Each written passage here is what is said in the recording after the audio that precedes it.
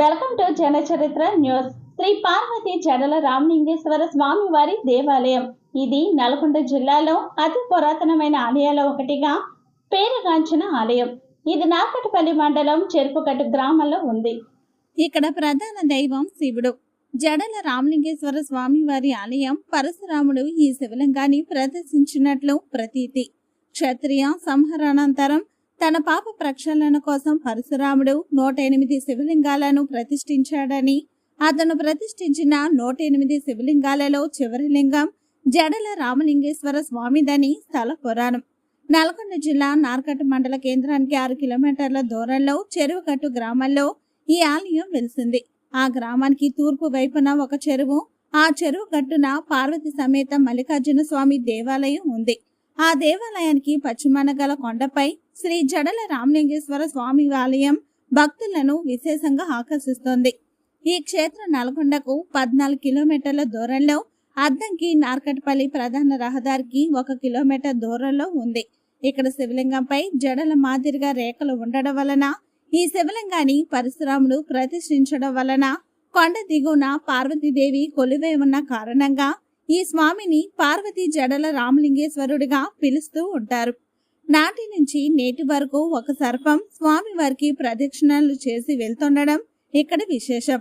కొండ పైభాగాన 3 గుండ్లుగా పిలువబడే రాతి బండల మధ్యలోని మరొక శివలింగాన్ని కూడా భక్తులు దర్శించుకుంటూ ఉంటారు. ఈ క్షేత్రానికి హనుమంతుడు క్షేత్ర పాలకుడిగా వ్యవహరిస్తుంటాడు. ప్రతి ఏటా ఈ స్వామి చెంత మండల దీక్ష తీసుకునే వారి సంఖ్య ఎక్కువగా ఉంటుంది. ఇక భూత ప్రేత పిశాచ బాధలతో సతమతమైపోతున్న వారికి స్వామి వారి పాదుకలను తాకించడం ఆనవాయితీగా వస్తుంది. ఏడాదికి ఒకసారి జరిగే గ్రామోత్సవంలో పాల్గొనడానికి వివిధ ప్రాంతాల నుంచి భక్తులు వేల సంఖ్యలో ఇక్కడికి చేరుకుంటారు. స్వామివారిని దర్శించి కృతజ్ఞతలు చెప్పుకొని మొక్కుబడులు చెల్లించుకుంటారు.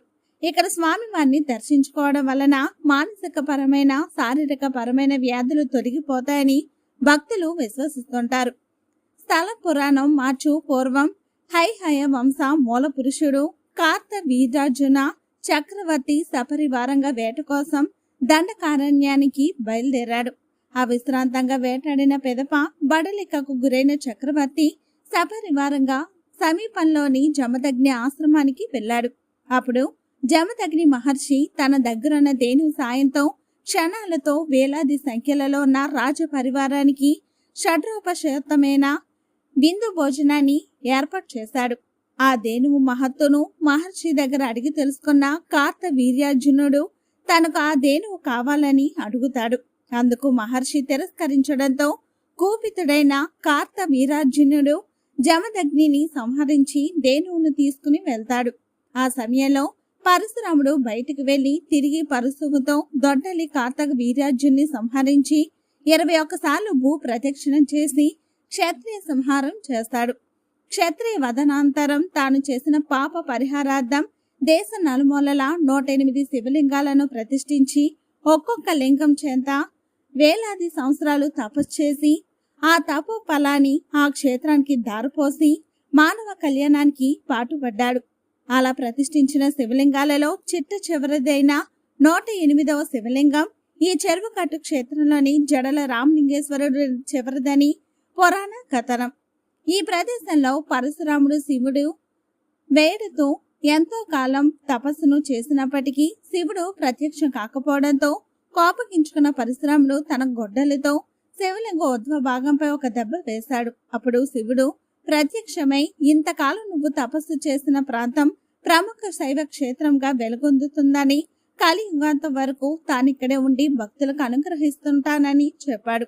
అనంతరం పరశురాముడు కూడా ఇక్కడే లింగాకృతిని పొంది శివాజుయాజ్యాన్ని పొందాడట. పరశురాముని ఆత్మలింగం జడల రామలింగేశ్వర ఆలయానికి దరిదాపులో వేరొక గుహలో ఉంది. రామలింగేశ్వరుని ఓత్వ భాగాన పరశురాముడు గంట గొడ్డలితో దెబ్బ వేసిన చోట జడల వంటి నిర్మాణాలు ఉన్నాయి. అందుకని స్వామిని జడల రామలింగేశ్వర స్వామి అని అంటారు. కొండపై గుహలో గల జడల రామలింగేశ్వరునికి 12వ శతాబ్దానికి చెందిన కాకతీయ గణపతి దేవ చక్రవర్తి గుహాలయాన్ని నిర్మించాడు. ఆ ఆలయంలో తొలి ఏకాదశి నాడు, కార్తీక సోమవారాల్లో, పౌర్ణమి, మహాశివరాత్రి పర్వదినాల్లో కడు వైభవంగా ఉత్సవాలు జరుగుతుంటాయి. అలాగే ప్రతి ఏటా వార్షిక బ్రహ్మోత్సవాలు జరుగుతాయి.